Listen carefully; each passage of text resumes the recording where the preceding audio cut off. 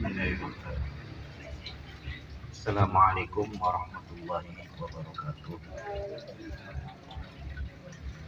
Alhamdulillah, salatu wassalamu ala rasulillah wa ala alihi wa sahabatihi wa mawalah, amma ba'du.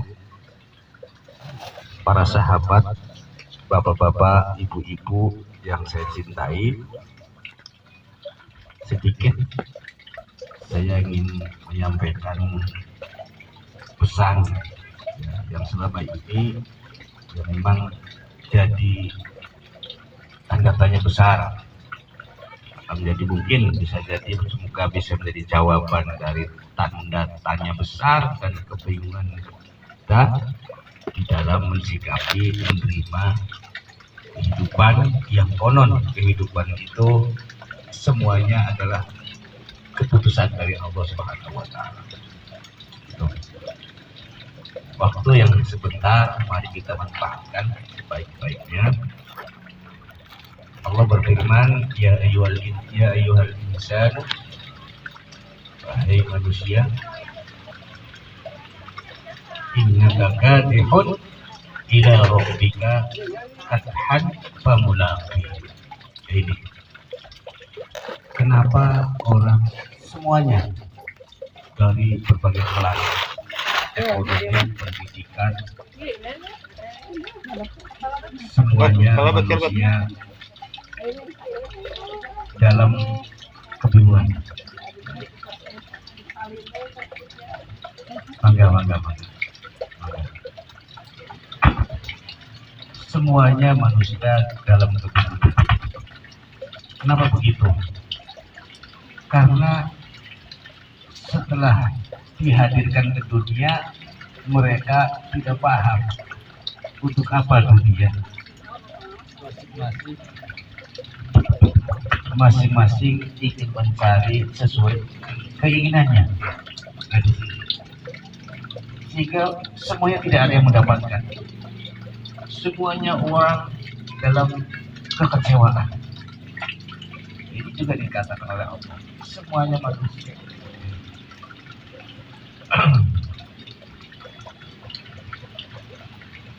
Manusia dalam kekecewaan, dalam kerugian. Mengapa? Oleh karena setelah mereka semua dihadirkan ke bumi, dia tidak paham apa yang perlu diambil. Masing-masing punya keinginan, seakan-akan kehidupan ini seperti yang dia diinginkan. Itulah yang akhirnya tidak menemukan apapun.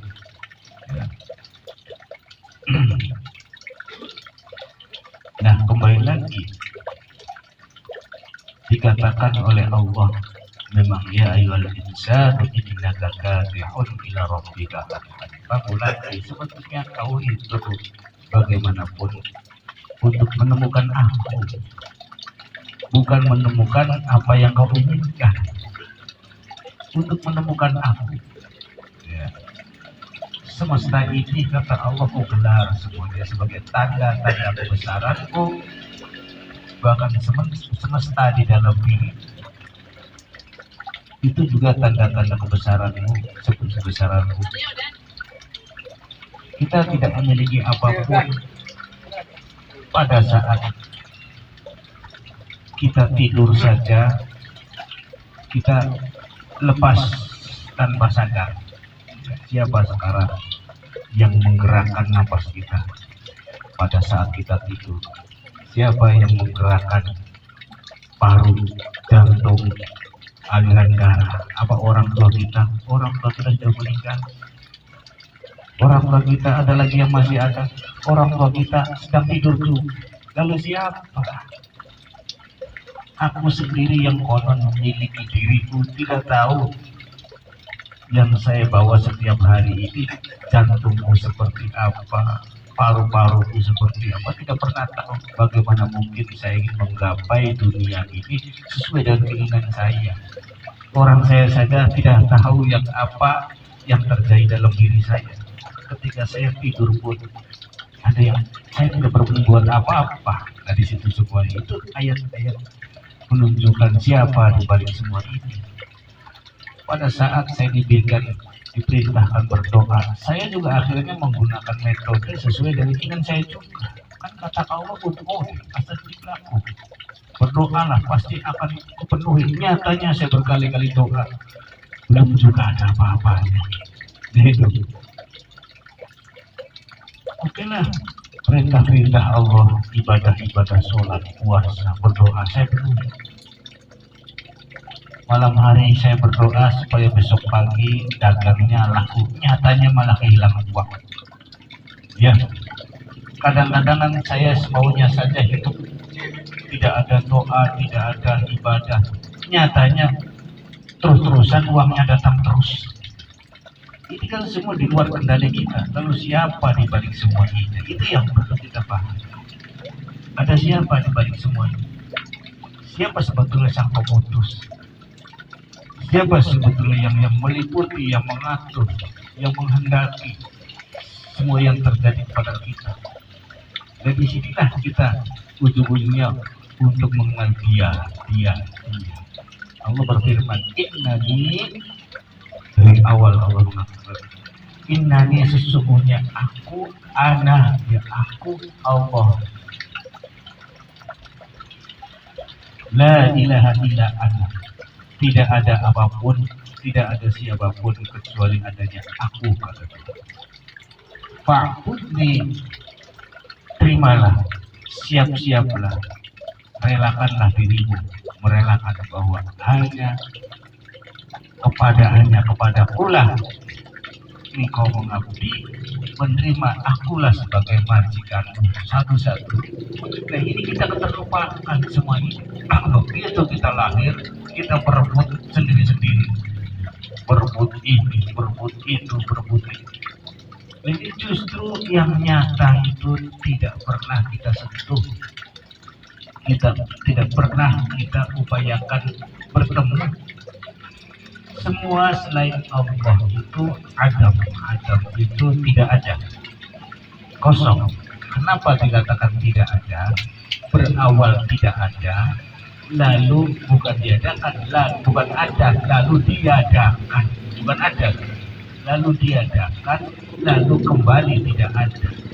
Maka hukumnya secara umum dari sudut A sampai sudut berikutnya, hukumnya tidak ada, adanya pun diadakan. Apakah kita pernah meminta atau ini adalah keinginan saya, nama saya ini, secara fisik saya begini, lalu saya terlahir di sini, semua ternyata terlepas dari keinginan kita, bukan keinginan kita. Lalu keinginan siapa? Gitu. Saya pengen hidupnya bahagia. Apa bahagia itu? Uangnya banyak, ya, banyak teman-temannya yang selalu menolong semuanya percaya dengan saya, bisa berikan apapun kepada saya. Tidak bisa, ternyata tidak bisa. Mengapa? Karena kita tetap menginginkan, mencari, mengupayakan sesuatu yang tidak ada. Selama ini saya mencari sesuatu yang tidak ada. Orang yang banyak uangnya pun tetap gelisah. Orang yang tidak punya uang gelisah juga. Semuanya dalam kegelisahan dan kerugian. Semuanya dalam kerugian, dalam pencarian yang tidak berujung. Tetapi kalau kita kembali, sebetulnya setelah kita dilahirkan ke bumi ini, untuk siapa? Untuk mengenali siapa yang menciptakan dirimu. Gitu. Siapa yang menentukan nasibmu? Siapa yang memelihara? Siapa yang mengukur kadar rezeki kepadamu? Itulah dia, itulah dia, itulah dia. Hadapilah dia. Untuk apa menghadapinya? Ya karena akal saya itu menginginkan kekayaan. Jawabnya agar saya jadi orang kaya. Salah. Untuk apa menghadapi dia? Oleh karena saya itu masih belum punya pasangan hidup, agar mendapatkan pasangan hidup. Salah juga. Untuk apa menghadapi dia?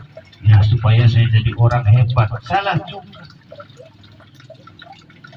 dengan menemukan yang nyata, setelah menemukan yang nyata meminta sesuatu yang tidak nyata, sesuatu yang tidak ada lagi yang dicari, tetap tidak semenuju ya. Pencarian tidak berujung, baik orang yang dimampukan, orang kaya maupun orang miskin, semua dalam kerugian. Tapi ketika kita tetap, aku akan menemukan, mencari, mendekati siapa yang nyata, dialah la syarikalah, dia sendirian, dia tidak bersama siapapun. Dia tidak ditemani siapapun. Dia anak, istri tidak ada, lam yalid walam yulad. Dia tidak setara, dia nyata, dia kokoh. Itulah dia yang nyata, yang tidak bisa dilihat. Bukan tidak ada, mata kita begitu lemahnya oleh karena dihadapkan dengan yang amat sangat nyata sehingga mata kita tak mampu melihat. Hanya bintau dengan kita bisa merasakan dia selalu hadir, dia meliputi kehidupan saya, dia yang mengatur, menggerakkan saya, dia yang menidurkan saya, dia yang membangunkan saya. Lalu kenapa hidup saya kok susah?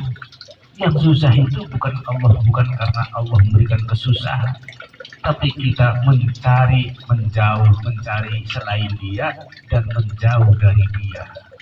Dia adalah terang, sementara kita menghindar dari terang, kita terus menerus dalam gelap, dalam gelap, dalam gelap. Bayangkan dalam rumah kita ketika rumah saya gelap, semuanya dalam kebingungan. Mau berjalan beranjak dari sini ke sana, rasanya takut. Mau ke sini takut nyenggol, takut kejedot, takut ini dan sebagainya. Semakin gelap, semakin gelap, semakin gelap. Nah, tapi ketika terang itu ada, hilanglah kegelisahan itu seketika. Begitu lampunya menyala, hilang. Mau ke kamar belakang sudah kelihatan pintu. Mau lewat bisa menghindar, ini gelas, ini ada, ini bisa menghindari semua. Disitulah terang. Hati kita butuh terang dari Allah. Di sanalah akhirnya kita dituntut untuk selalu bersama Dia, bukan bersama bayang-bayang. Yang namanya bayang-bayang itu ada, tapi tidak ada. Uang ada, coba sekarang nyatakan kalau uang ada, bisa pakai bayang itu ada, tapi tidak ada, tidak bisa diambil. Lalu apa kalau begitu? Yang nyata itu adalah zat. Ibarat benda itu, yang nyata bendanya, bukan bayang-bayang. Selama ini kita mengejar bayang-bayang. Itulah bayang-bayang itu apa? Segala sesuatu sesuai apa yang ada dalam pikiran kita. Nanti kalau saya punya itu pasti saya bisa begitu, kalau saya punya ini pasti saya bisa begini. Ternyata semuanya kekosongan. Tetap kita dalam kegelisahan, ancaman hidup, penderitaan. Akhirnya ibadah kepada Allah juga malas-malas, bekerja juga dengan ujung-ujungnya putus asa juga. Setiap hari kemarahan yang dibangun, kekecewaan kepada siapapun, saling menuding kamu salah, bahkan menyalahkan dirinya sendiri. Terus ini tidak pernah berujung. Tapi ketika kita tahu yang nyata itu adalah bukan bayang-bayang, tapi zat, ibarat benda itu bendanya. Bayang-bayang bisa berubah. Ketika sinar itu pas di atas, bayang-bayang itu tidak ada. Ketika sinar itu adanya condong sedikit, bayang-bayangnya hanya sedikit. Ketika sinar itu condong lebih jauh, bayang-bayangnya berubah jauh lagi. Kita akan mengejar segala sesuatu berubah. Hari ini saya mengejar, besok lagi sudah berubah lagi. Besok mau saya tangkap, sudah berubah lagi. Seperti itulah kita selalu terus mengejar, tidak pernah berhenti. Waktu kita berpuluh-puluh tahun dihabiskan. Bayangkan, sekedar untuk marah, sekedar untuk kecewa, sekedar untuk memelihara kegelisahan setiap hari. Padahal Allah menjanjikan kebahagiaan, menjanjikan kedamaian, menjanjikan ketenangan. Bagaimana? Fafirru ilallah.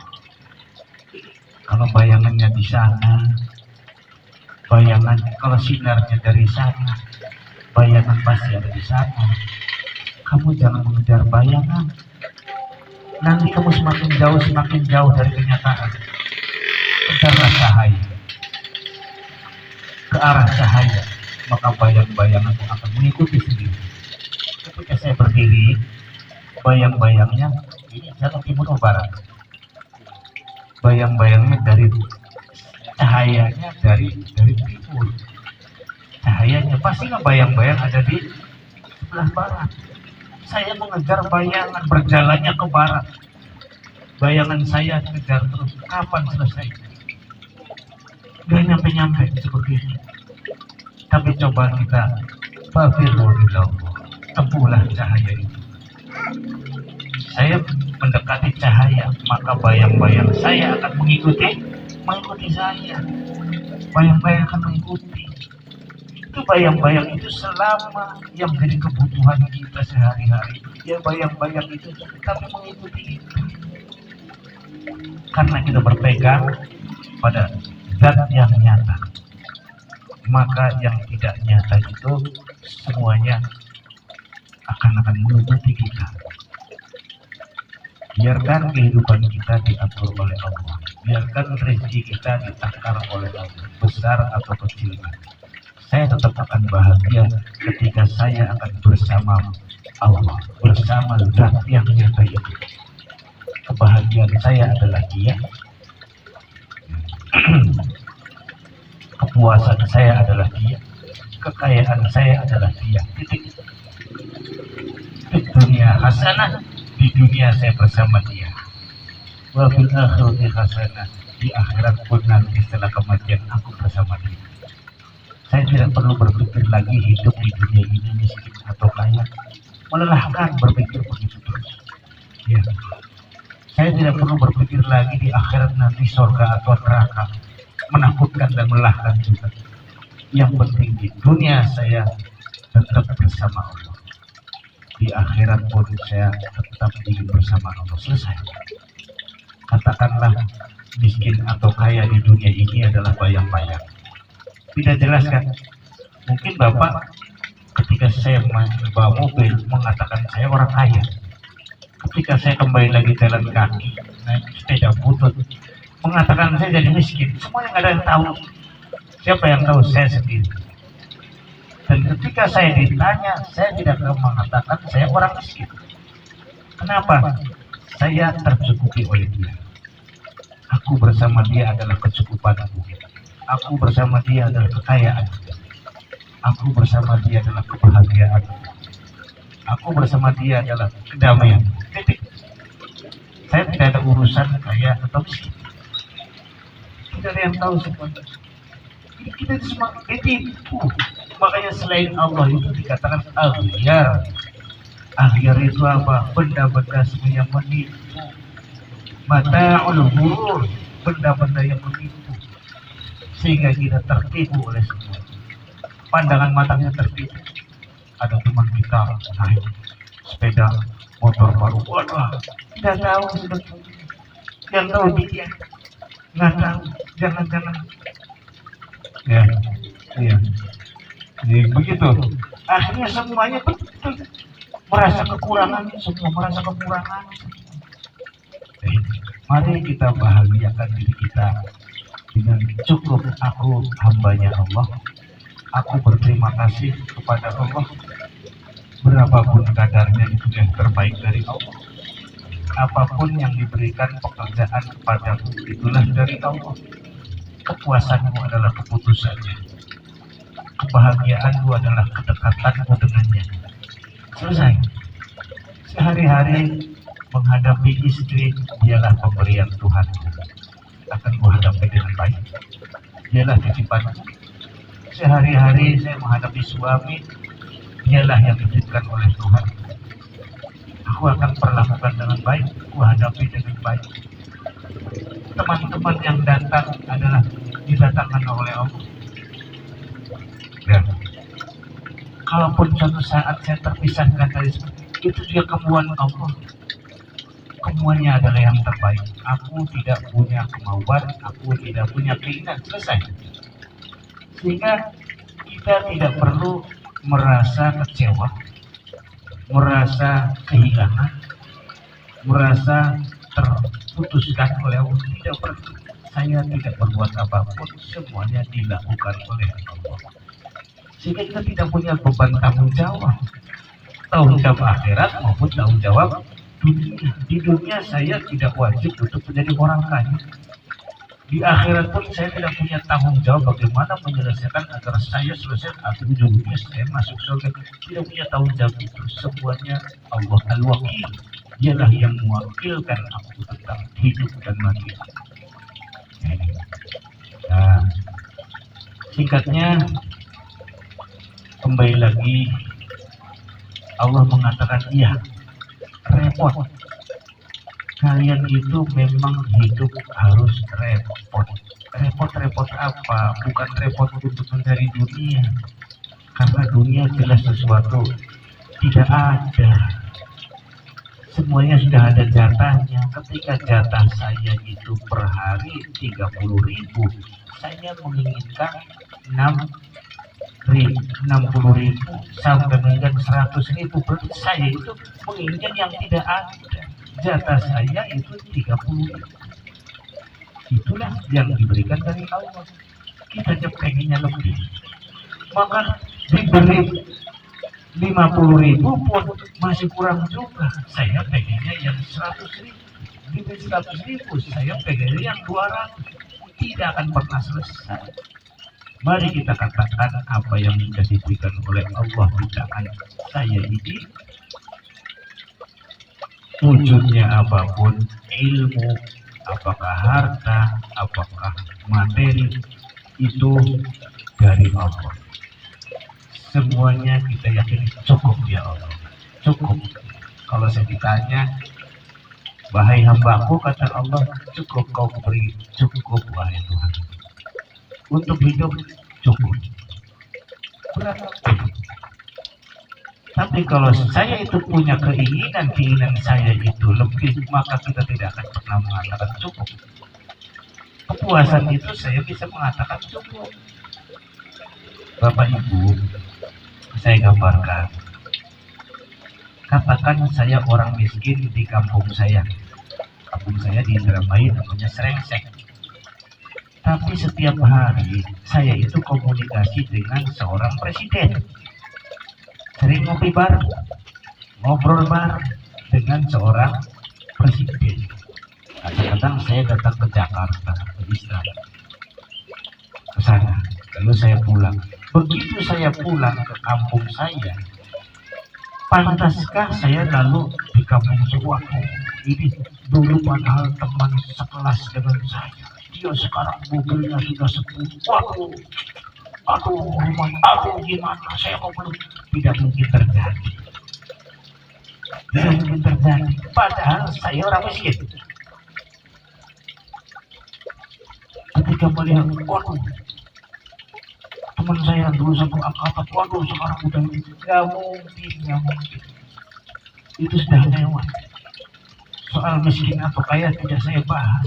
Wong saya dengan presiden saja setiap hari saya ngobrol tuh video callan setiap malam, nggak mungkin.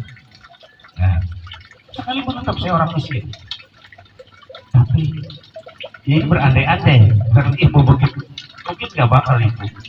Dia teman, waduh, tangannya banyak ininya, enggak, biasa saja.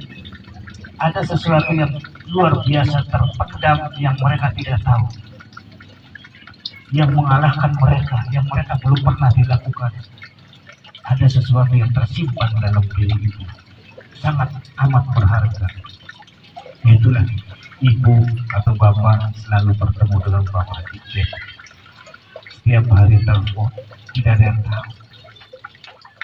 Mungkin ibu kalau ada orang menghina ibu nggak kerasa, balik diketawain lagi, menghina saya percuma aja, lompat. Kalau mau saya tunjukin, udah nggak usah saya tunjukin. Ada orang yang puji, wah ibu, percuma saja pujian juga nggak mempan, percuma. Saya punya kekayaan yang tidak kalian miliki. Apa itu? Setiap hari aku berkomunikasi dengan dia. Setiap hari aku bercanda dengan dia. Candaan dia kadang-kadang menyakitkan hati, membuat aku menangis. Harusnya saya makan, harusnya saya ada jajan, tidak dikasih. Itulah candaan dia. Ya. Kadang saya juga dimanjakan oleh dia. Tahu-tahu, setiap hari saya bertemu dengan dia.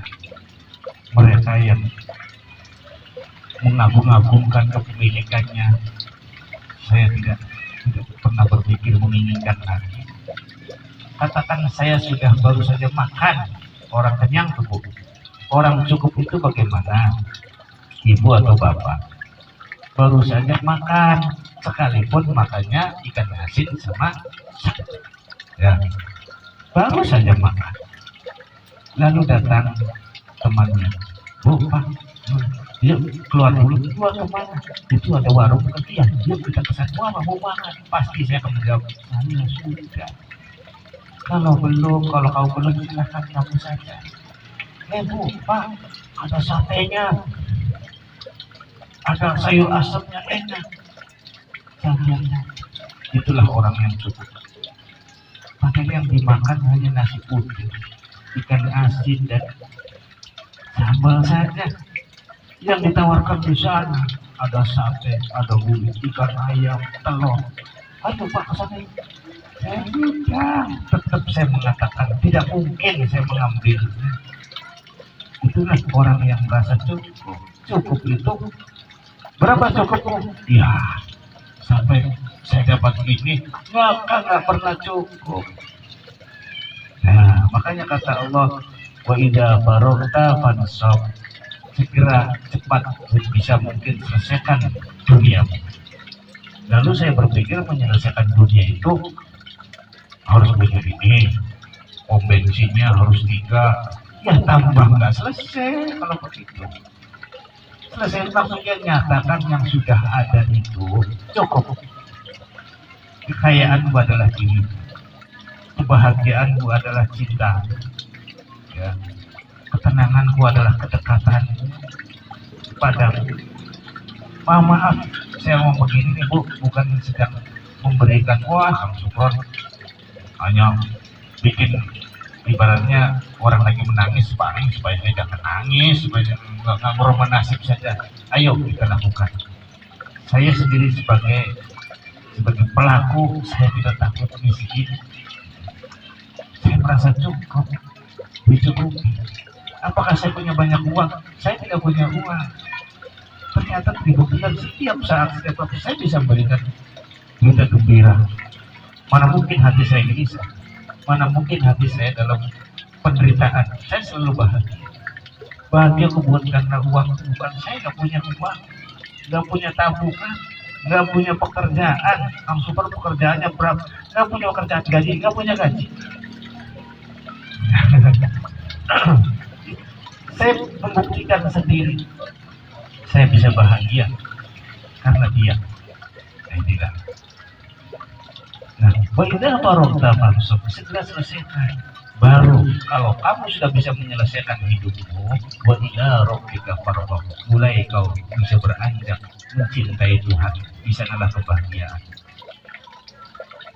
Waktu sekolah memang jam pagi harus berangkat, banyak tugas dan sebagainya. Waktu sekolah, ya segera selesaikan sekolahmu dengan baik, dengan prestasi, bukan banyaknya keinginan.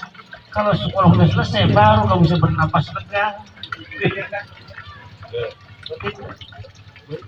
Baru kamu bisa mencintai Tuhan. selama kehidupan ini tidak kita selesaikan sendiri, jangan harap kau bisa mencintai Tuhan. Jangan harap kau bisa hadir bersamanya.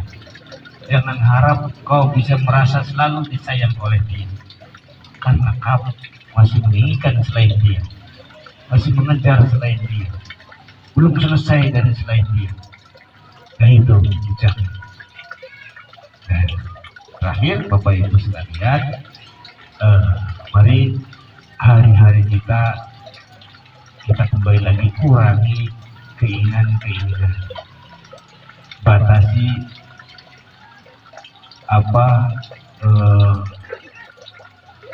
bermacam-macam pencapaian, dibatasi saja. Udah, yang ada adalah dari Allah, rezeki dari Allah, kita syukuri, akhirnya timbul nikmat. Bukan kita nikmat lalu bersyukur, syukuri saja dulu, nanti rasa nikmat itu aja. Terakhir, nikmat itu ibarat buruan, hasil tangkapan itu nikmat. Bersyukur itu adalah ikatnya, pengikat buruan itu supaya jalan tarik. Faman syakaroha fa'alaihi biqaliha. Siapapun yang mensyukur dulu atas nikmatnya, berarti dia mengikat nikmatnya, sehingga nikmatnya nggak pernah pergi. Dapat buruan, dibiarkan lari lagi, datang nyari lagi, lari lagi, nggak pernah selesai. Bersyukur saja kepada Allah. Nggak usah menunggu kapan diberinya lalu saya bersyukur. Jangan begitu, bersyukur saja. Katakan terima kasih, sehari sekali sudah luar biasa. Bersyukur apakah? Bersyukur terasa tangan saya masih bisa angkat, bersyukur telinga saya masih bisa mendengar, bersyukur penciuman saya masih terasa. Bagaimana kalau ini hilang, salah saya bisa menghabiskan uang saya habiskan lagi hanya untuk mengobati kehilangan ini. Syukur. Siapapun yang bersyukur, la in syakartum, kutambahkan nikmat. Apakah ditambahkan nikmat itu hartanya banyak, ada kepuasan batin di dalam diri kita.